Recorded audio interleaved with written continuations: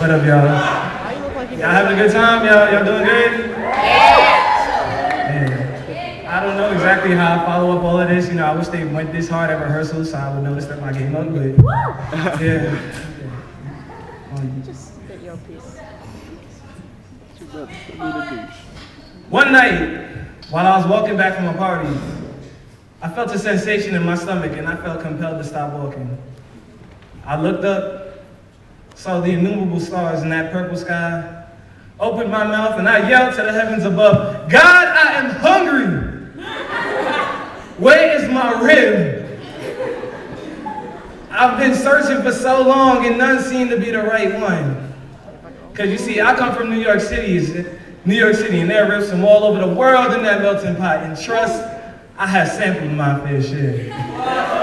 Damn, stop. I've been to restaurants and tried ribs cooked too soft, to the point that the suppleness of the meat just melts in my mouth before I could even save its juices.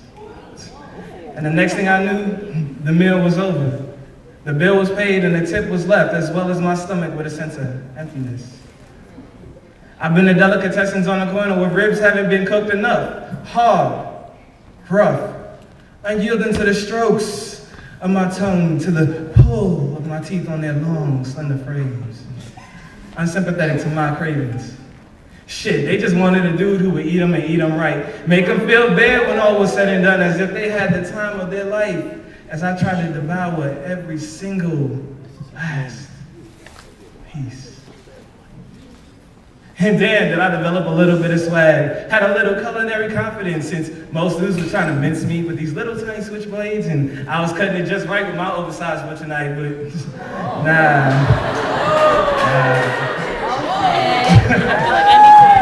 I wasn't with them ribs from the corner store.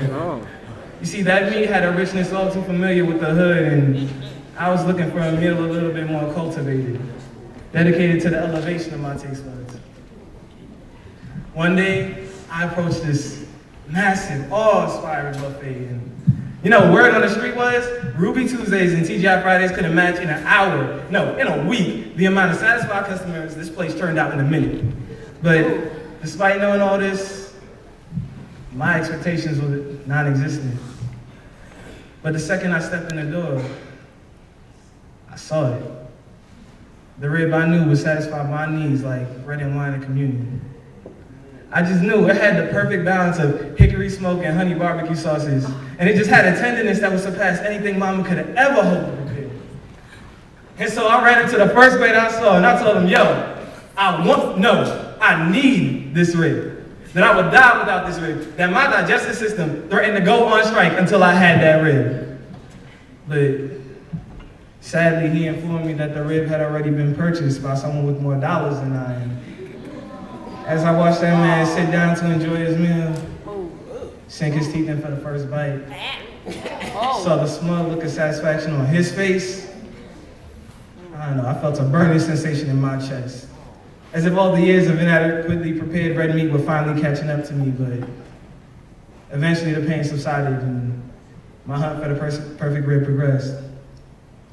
It's been a few years since that moment, and I don't know how much longer this insatiable hunger can last. I turned the terrain into a graveyard, eating ribs left and right, leaving the bones from my meals left over.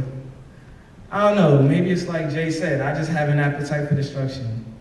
A craving the demolition of 30 White Castles couldn't satisfy. Man, lately I just wonder if this hunger will even go away if I find what it feels like God ripped from my abdomen. But a chef gave me some advice on this, which I'm about to break down for y'all right now. Y'all listening? I'm listening. All right, good. Don't spend so much time looking for your rib. Get your fork. Get your knife.